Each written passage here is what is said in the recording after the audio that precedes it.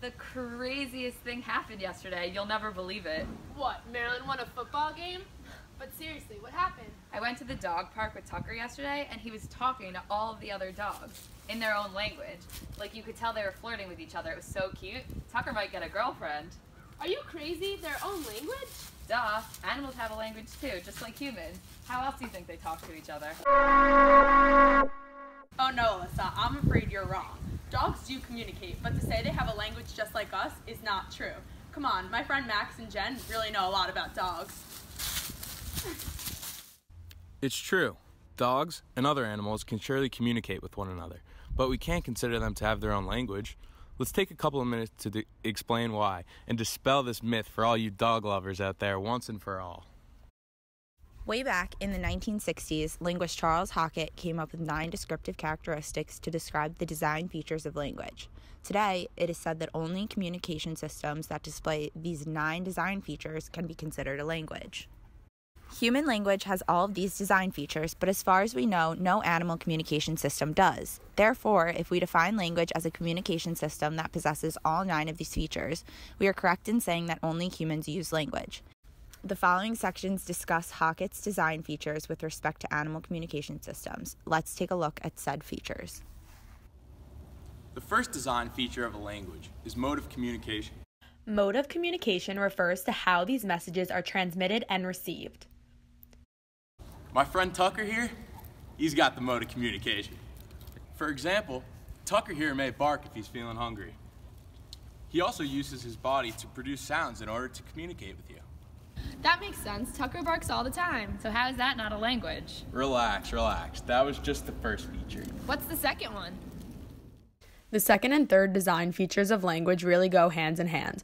They are semantics and pragmatics. First, semanticity requires that all signals have meaning or function. Second, pragmatics means that communication must serve some useful purpose. Since survival is the main function of animal communication systems, the meaning of signals usually has to do with eating, mating, or other vital behaviors. When Tucker is hungry, he barks. This is both meaningful and purposeful because he is effectively telling you to get him food. That makes sense. Maybe we should go get Tucker a treat.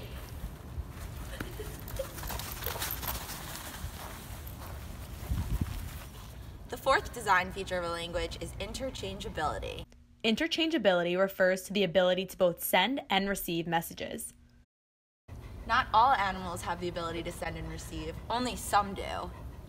Tucker and other dogs actually do have interchangeability. Remember how you said Tucker was flirting? Yes.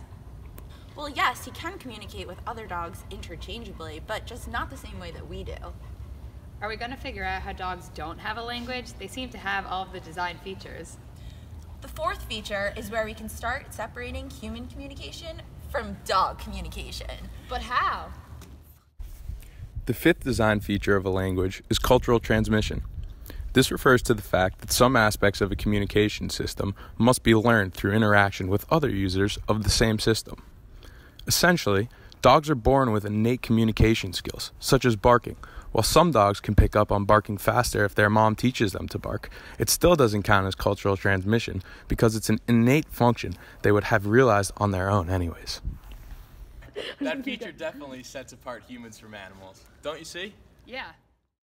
The sixth design feature of a language is arbitrariness. This refers to the notion that signals are not logically related in form to their meaning. Most animal signals are not arbitrary.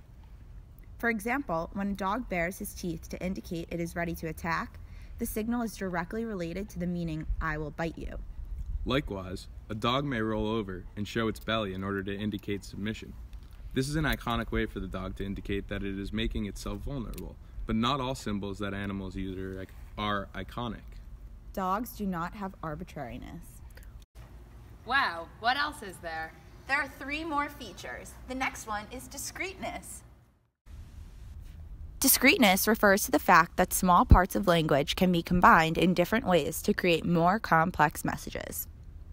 Discreteness allows humans to make complex messages from smaller, discrete parts.